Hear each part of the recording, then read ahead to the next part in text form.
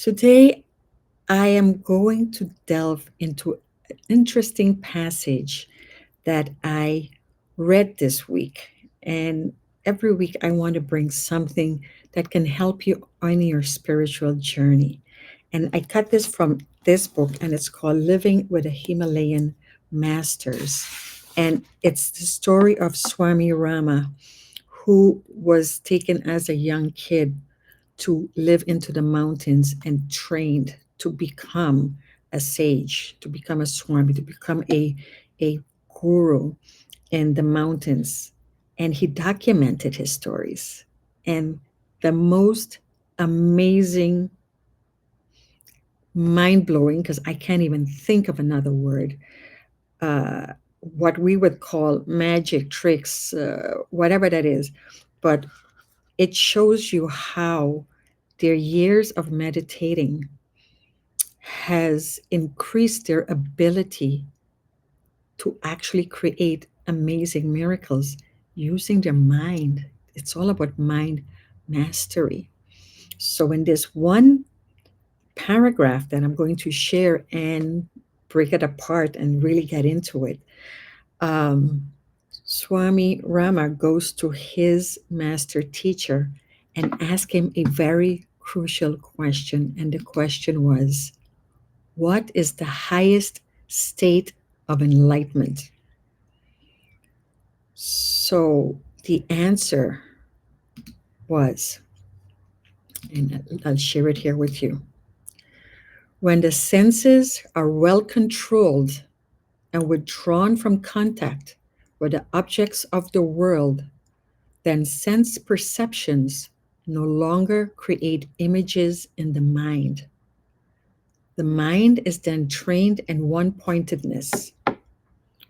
When the mind no longer recalls thought patterns from the unconscious, a balanced state of mind leads to a higher state of consciousness.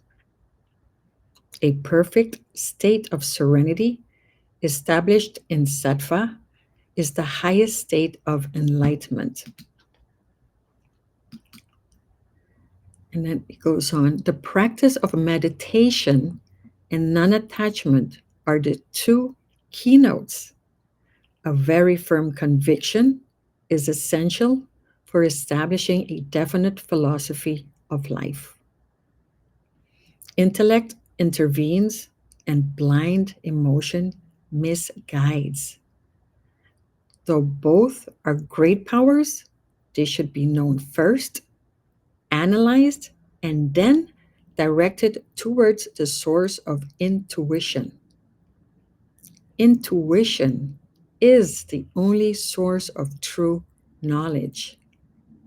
All this, whatever you see in the world, is unreal because of its constantly changing nature. Reality is hidden beneath all these changes.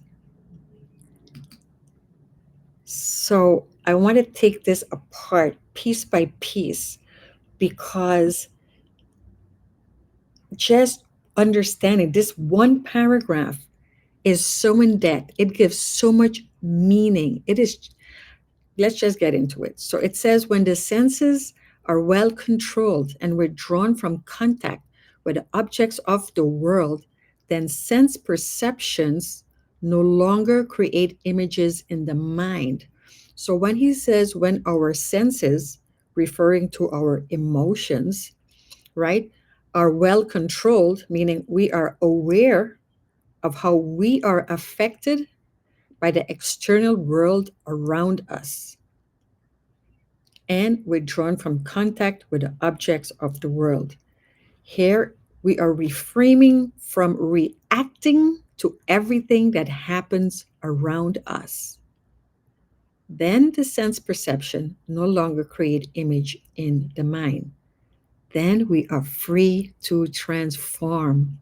We let go of our old beliefs and habits. That is how we change. Then he says the mind is then trained in one pointedness. This is when you learn to focus inwards and not be fooled by the illusion of the outside world.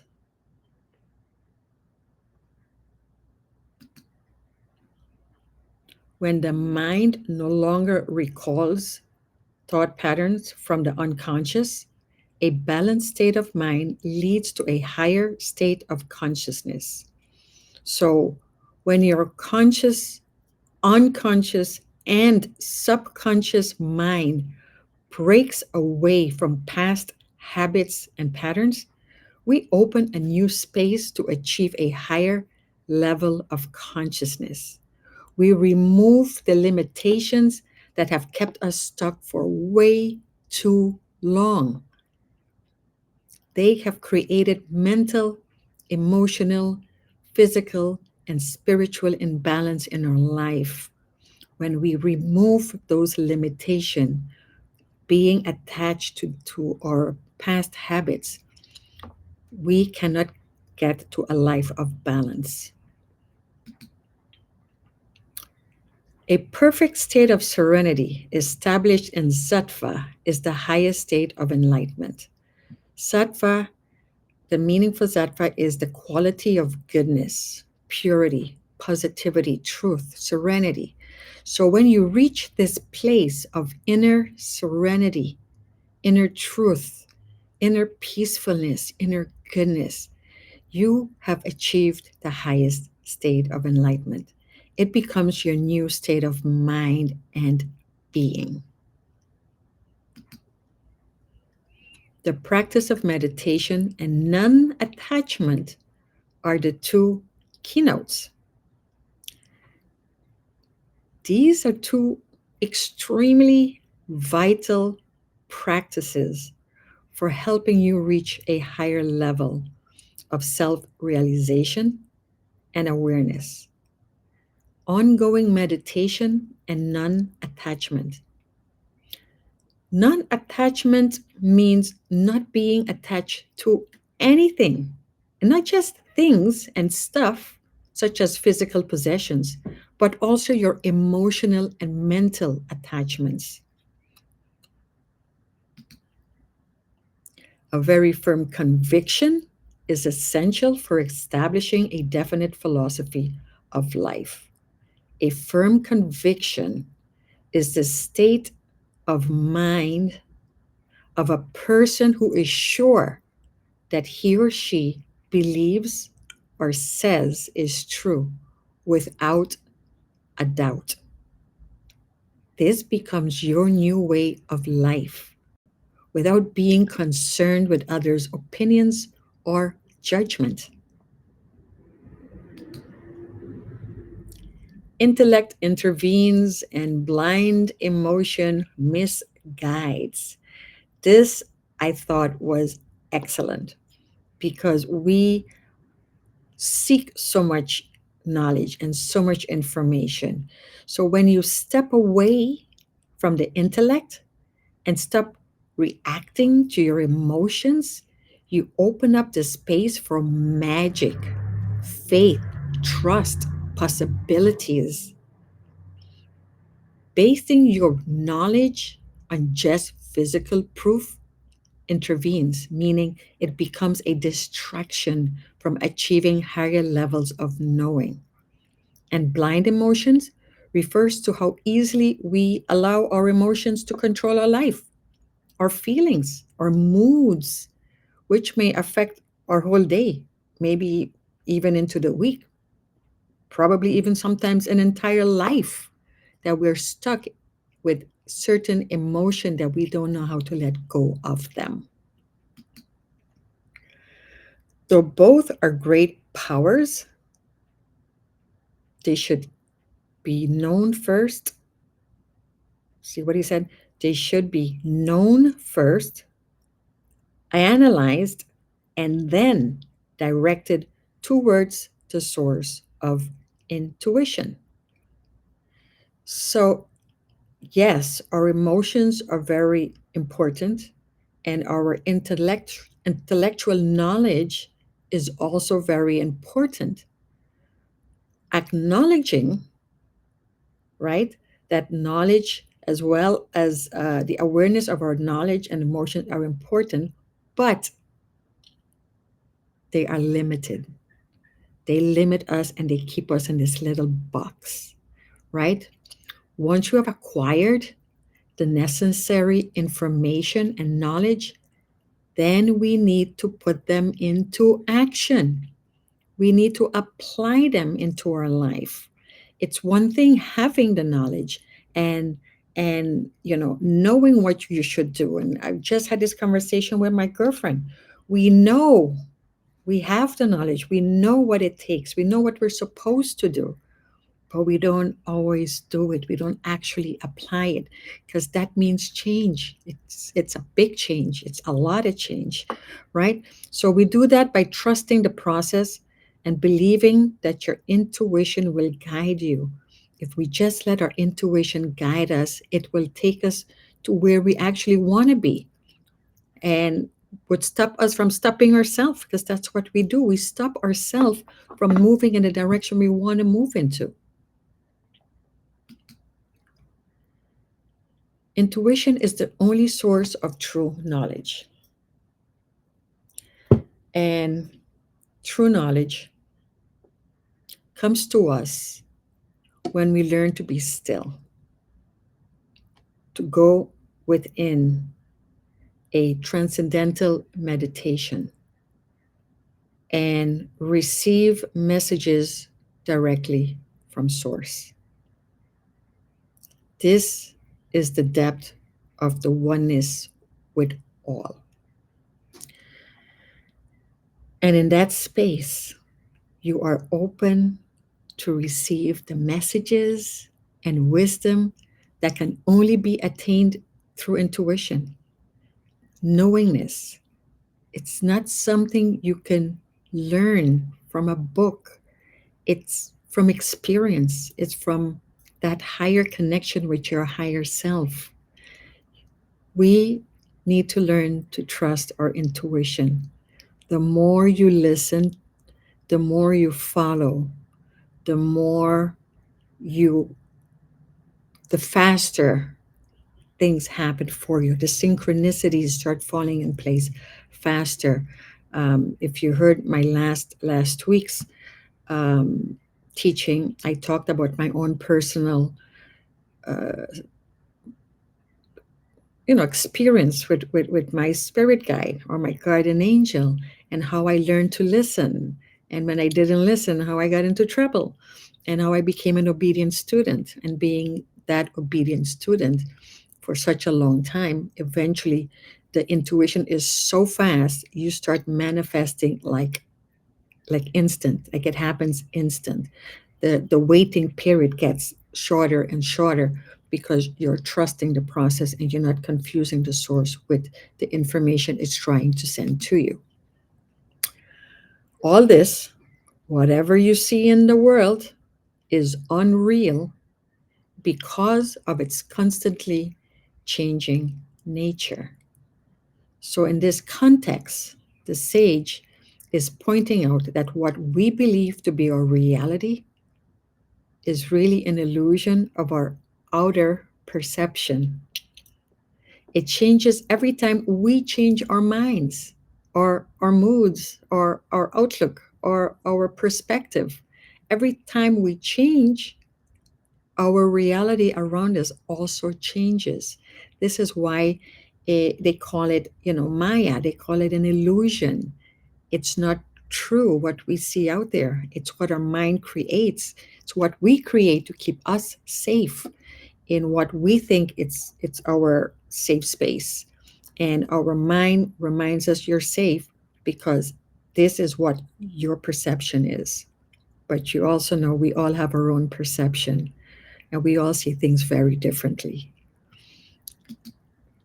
And then he says, reality is hidden behind all these changes.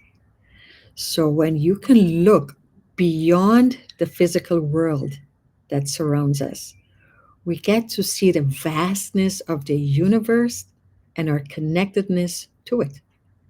This opened up possibilities beyond your own imagination.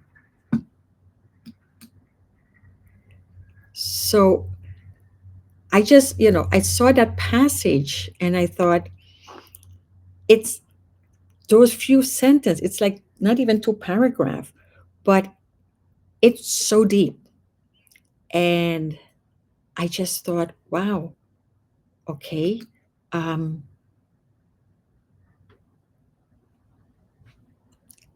the thing it stepped on, like the part I really want to get into is that non-attachment sounds easy, and I'm here to tell you it's not. And and I've been practicing non-attachment for a long time. And the interesting thing about non-attachment is that we sometimes don't even realize um, where we are. So it's like my house, my car, my.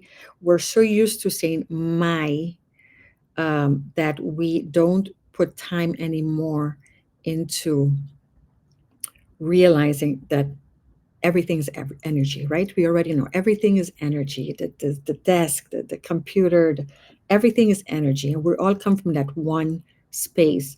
I love to watch Big Bang Theory, and Sheldon has always been trying to find out string theory, and string theory is pretty much all is one and one is all. It's really the subconscious connection. They're looking for a physical line, which we're never going to find. And it's like radio waves. So we know right here there's waves, there's stuff. This is really not empty. This is all energy. We can't physically see it, but we know it's there. And this is the same thing with our connection with everything when you learn to appreciate stuff. So in this, when I came across the passage in a favorite book, like I said, um, I wanted to do an overall review of what that means and our how meditation and non-attachment creates this sense of freedom within you. So we first acquire that knowledge, books, studies, workshops. Then we need to take that now and use it in our life, on everyday life. And when I say non attachment, I'm talking about non attachment to your emotion, non attachment to things, non attachments to expectations, and non attachment to any end result of anything. Because when you are expecting an end result, because I want it to be like this and it doesn't work out the way you want it, you're going to be disappointed, sad, upset, depressed, because you didn't get that. And this is where that blind emotion comes from. The blind emotion is but I asked for this and I didn't get what I wanted.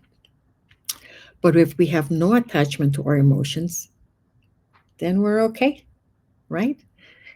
Accepting things as it is. Again, easier said than done, right?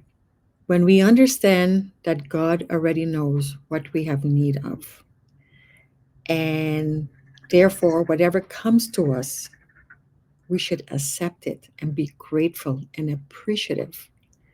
And it's that at that point of, it is at that point of non attachment to anything and any outcome that allows you to awaken to inner dimensions.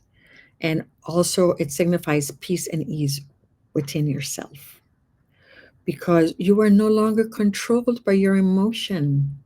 When you are not just controlled by your emotion, then that very, you know, triggers, it doesn't trigger you anymore.